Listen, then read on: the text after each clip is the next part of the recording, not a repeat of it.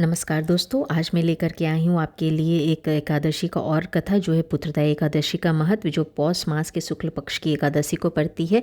आइए हम जानते हैं इसके बारे में। एक दिन अर्जुन ने पूछा, हे श्री कृष्ण, अब आप पौष मास के व्रत के बारे में समझाइए। उस दिन कौन से देवता का पूजन होता है तथा उनकी विधि क्या है। इस पर श्री कृष्ण बोले, हे अर्जुन, पौष मास के शुक्ल पक्ष की एकादशी का नाम पुत्रदा एकादशी है।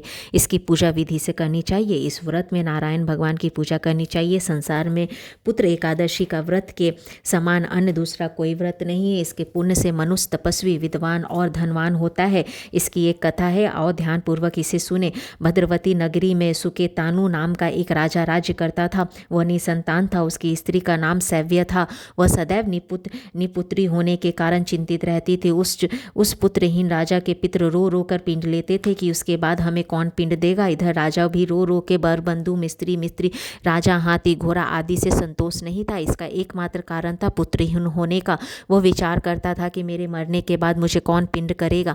बिना पितरों को देवताओं को उड़ान कौन करेगा। जिस घर में पुत्र ना हो वह सदैव अंधेरा ही रहता है। इस तरह राजा रात दिन इसी चिंता में लगा रहता था। एक दिन राजा ने अपने शरीर त्याग देने का सोचा, परंतु विचार करने लगा, आत्मघात करना महापाप है। राजा इस तरह वन में विचार करने के लिए एक दिन छिपकर वन को चला गया। राजा घोड़े पर सवार होकर वन पक्षियों और वृक्षों को देखने लगा।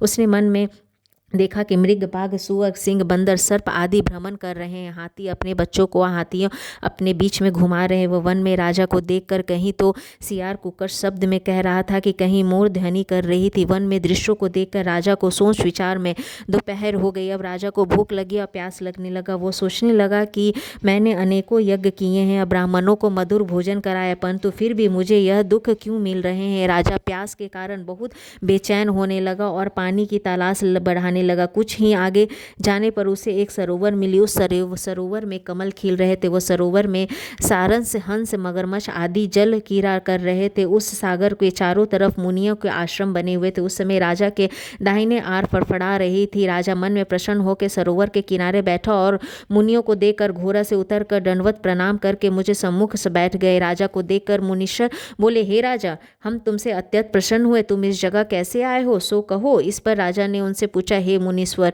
आप कौन हैं और किस लिए कहाँ पधारे हैं। तो मुनि बोले, हे राजन, आज पुत्र की इच्छा करने वाले को उत्पन्न संतान देने वाली पुत्रदा एकादशी है। हम लोग विश्वदेव हैं, वह इस सरोवर में स्नान करने आए हैं। इस पर राजा बोले कि हे मुनीश्वर, मेरे कोई भी पुत्र नहीं है। यदि आप मुझे प्रसन्न हो तो एक पुत्र का वरदान दीजिए। मुनि बोले, हे राजन, आज पुत्रदा एकादशी है, आप इसका व्रत करें। भगवान को कृपा से आपको अवश्य एक पुत्र प्राप्त होगा। मुनि के वचनों के अनुसार राजा ने उस दिन परायण किया और मुनियों को प्रणाम करके अपने महल को वापस चला गया। रात्रि में रानी के गर्भ में एक धारण किया और 9 माह के पश्चात उसे एक उत्तम सा पुत्र रत्न पैदा हुआ। वह राजकुमार बड़ा होने पर अत्यंत वीर, धनवान, यशस्वी और प्रजापाल रहा। कृष्ण भगवान बोले, हे अर्जुन, पुत्र की प्राप्ति के लिए पुत्रदा एकादशी का व्रत करना चाहिए। जो मनुष्य इसका व्रत श्रवण व पठन करता है उसे स्वर्ण मिलता है।